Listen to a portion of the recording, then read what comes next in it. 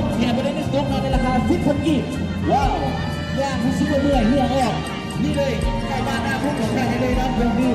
ที่และเรื่องท่าใดก็ได้บ้านสีใดก็เลยนะจะได้สีเดียว3 ตุ๊กเอาไปเลย10,000 กีบและที่สำคัญของเราเราจะมีซาลอนไข่มุกด้วยซาลอนไข่มุกทุกเมนูเลยดูมีทางด้านซ้ายมือของพี่ก่อนตรงนี้เลยซาลอนไข่มุกของยูโรซาให้หนึ่งน้องต่างของเราอยากจะซื้อได้ตอนนี้เดี๋ยวซื้อกันได้เลยเรามีหลากหลายรสจะเป็นเป็นรสชาติเขียวเป็นข้าวหรืออื่นซาล้วนมีหลากหลายรสชาติเลยเผื่อได้เราจะดูทางได้หลายรสชาติ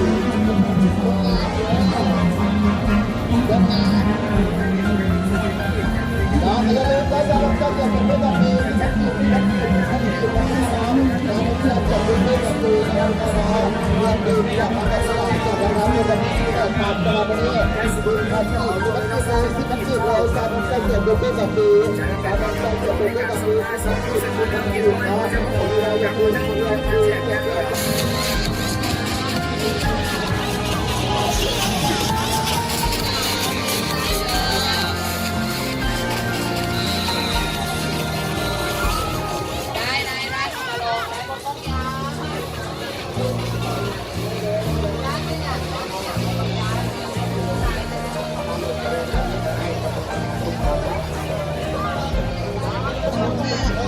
ไอ้ตัวนี้เลยค่ะอันนี้อยู่น้ำตาลจุ่มเครื่องมาแล้วแต่ไทยเราไป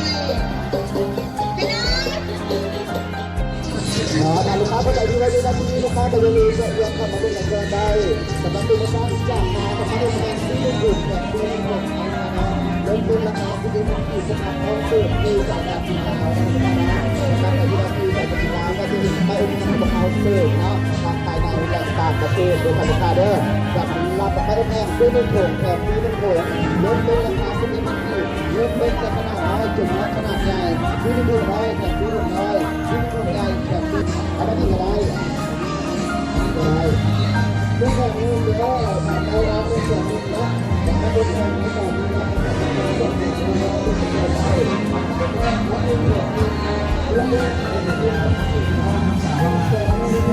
มีโค้ดเขาจะแถมให้เป็นเรียก6-7-8นั่นเองสำหรับตัวนี้เป็นราคาเซ็นนะคนที่ขายเขาจะแถมให้เลยถ้าไหนคิดซื้อโทรศัพท์รับตัวแทนเมื่อถือจุด30ครับไปเลยดูนะ1 เดือนแถมให้เลยหรือว่าคือชื่อง่ายนั่นเองแต่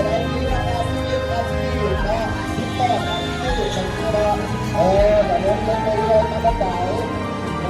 แต่ซื้อเป็นสีแดงและสามสีที่30แต่มันไม่ได้แพงมันที่อื่นมาแพงมาเนาะแต่ราคาที่บ้านที่เราที่เราที่เราสามารถทำได้ผ่านเราสามารถเป็นตัวได้นะอยู่ราคาจะลงไหนบ้างเนาะเดี๋ยวเป็นการต้องการเกิดขึ้นกับด้วยอะไรด้วยดูจะมีราคาพิเศษนะเนาะที่จากแพงแล้วดูแล